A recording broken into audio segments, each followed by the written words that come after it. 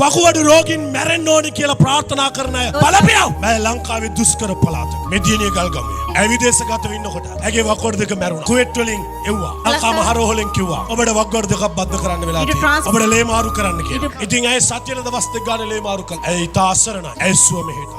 සෙනසුරාදා 7යි ඉරිදා 22යි ආත්මික භාරයයි මේ ඔක්කොම කරන්න ඕනේ. එක දවසක් මට ඇවිල්ලා කොම් එන්න විදියක් නැහැ ලේ මාරු කරන එදා. මම අම්මේ වන්න කියලා. ඉතින් ඇය සත්‍ය දවස් දැන් ලේ මාරු කරනවා. ඉස්සලා මාරු කරේ මෙතන.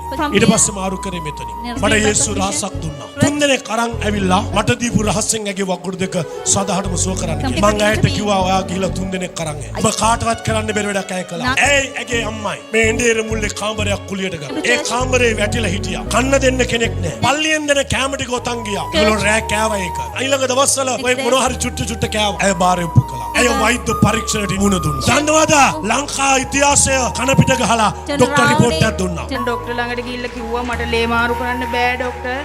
මට මේක නවත්තන්න කියලා නවත්තලා දෙන්න කියලා ડોක්ටර් කිව්වා වකුගඩුවක් බද්ධ කරලා ඇරෙන්න ලේ මාරු කිරෙල් නවත්තන්න බෑ කියලා. ඊට පස්සේ ඒ කියපු ડોක්ටර්ම තමයි මට කිව්වේ ලේ මාරු කිරෙල් දැන් ඔයාගේ නවත්තන්න පුළුවන් කියලා. ලේ මාරු කරන්න ඕනේ නෑ කියලා ඇගේ ඔක්කොම ගලවලා දාලා බලාපොරොත්තුවක් නැති අපිට බලාපොරොත්තුවක් දෙන අපේ යේසු ජීවමානයි. මම යේසු වුණා.